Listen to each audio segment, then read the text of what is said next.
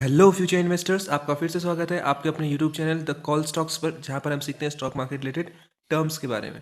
तो आज का जो हमारा टॉपिक होने वाला है वो होने वाला है ट्रेंड लाइन पर। ये वीडियो होने वाला है ट्रेंड लाइन का पार्ट 2, जहां पर पार्ट 1 में हमने सीखा था अप ट्रेंड के बारे में कि अप ट्रेंड होता क्या है। अभी हम बात करेंगे डाउन ट्रेंड की, कि डाउन ट्रेंड क्या होता है।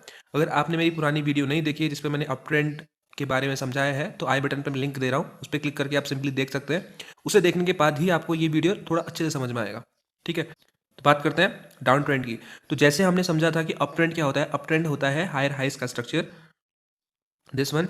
एंड तो डाउन ट्रेंड क्या होगा, डाउन ट्रेंड क्या होता है, लोअर लोज का स्ट्रक्चर, यानी गिरते हुए टाइम जब स्ट्रक्चर बनता है किसी स्टॉक का, उसको कहते हैं लोअर लोज। अब हम डाउन ट्रेंड कैसे आइडेंटिफाई करें कि डाउन ट्रेंड चल रहा है, तो इसके लिए हम लेते हैं ट्रेंड लाइन की मदद। ठीक है, जैसे हमने अप ट्रेंड फाइंड करने के लिए भी ट्रेंड लाइन की हेल्प ली थी, जहां पर हमको पता चल रहा था कि वो स्विंग बना रहा है, फिर उसके बाद नया हाई बना रहा है, फिर एक नया स्विंग बना रहा है, फिर एक हाई बना रहा है। हमें अप ट्रेंड को कुछ इस तरीके से पहचाना था। अब हम पहचानेंगे डाउन ट्रेंड को। तो डाउन ट्रेंड क्या होगा, सिंपली जब स्टॉक गिरेगा तो दिस वन एक लो बनाएगा, फिर उसके बाद एक पुल बैक लेगा, फिर नया लो बनाएगा, फिर पुल बैक लेगा, फिर एक नया लो बनाएगा। ठीक है, तो इन पुल बैक्स और इन जो नए इसके लोज हैं, इनको हम बोलेंगे लोअर लोज। ठीक है, लोअर लोज, और इनको बोलते हैं पुल बैक्स। ठीक है, तो जब भी डाउन ट्रेंड दिखेगा तो कब दिखेगा, जब वो क्या बनाएगा, लोअर लोज का स्ट्रक्चर बनाएगा।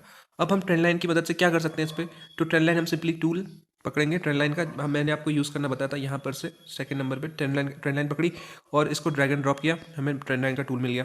देन उसके बाद इसे प्लॉट कैसे करेंगे, इस ट्रेंड लाइन को हम यूज़ कैसे करेंगे, तो सिंपली मैं आपको बताता हूँ, चार्ट पर लेकर ही बताता हूँ, चार्ट पर आपको ईजिली समझ में आएगा। तो जैसे ये स्टॉक्स देखो, ये स्टॉक गिरा हुआ है, ठीक है, यहाँ से गिर रहा है, लेकिन मुझे पहले ही पता चल जाएगा कि स्टॉक गिरने वाला है। कैसे पता चलेगा, अगर मैं ट्रेंड लाइन पकड़ूंगा, ठीक है, इसके एक एंड जिसका हाई है वहाँ पर प्लॉट करूंगा, सेकंड जो उसने पुल बैक लिया है, देखा सेकंड लो पुल बैक पर हमने क्या उसको कनेक्ट किया एंड देन उसको फर्दर एक्सटेंड कर दिया इसी लाइन को। ठीक है, इसी पे हमने इसको क्या किया, एक्सटेंड करा। ठीक है, तो आप देखोगे क्लियर आपको विजिबल होगा कि जब भी स्टॉक एक तो पहले इस पर आया, दूसरा हमने यहाँ पर इसका ट्रेंड लाइन डाला, तीसरा जब देखेंगे, जब तीसरा इस पर आया तो यहाँ पर से क्या किया उसने, फिर से डाउनफॉल दिखाया। देन अगेन इस लाइन पर आया, यहाँ पर फिर डाउनफॉल दिखाया, अगेन इस लाइन पर आया, फिर डाउनफॉल दिखाया।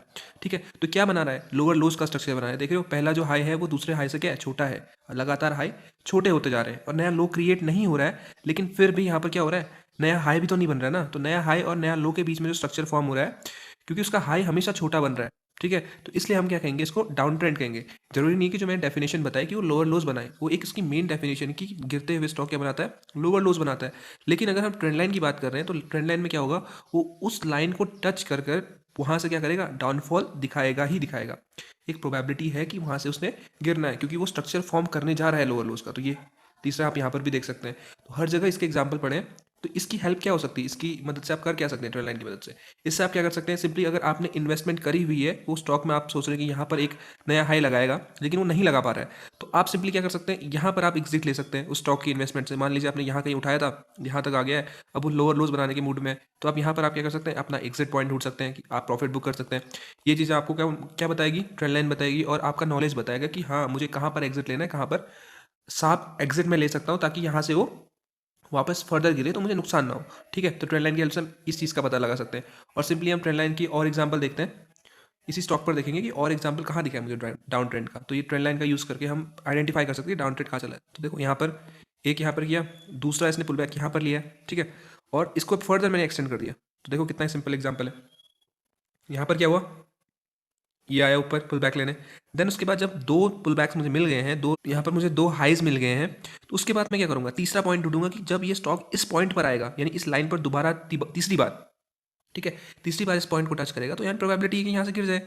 और वो मोस्ट प्रोबेबल हुआ भी है, गिरा भी है। देन उसके बाद फिर ऊपर उठा है, फिर इस लाइन पे है, फिर गिर गया। देन उसके बाद फिर उठा है, फिर टप्पा खाया, फिर गिर गया। तो इसका मतलब हम ट्रेंड लाइन का यूज़ सीख रहे हैं, धीरे धीरे हमें पता चल रहा है कि ट्रेंड लाइन होती क्या है।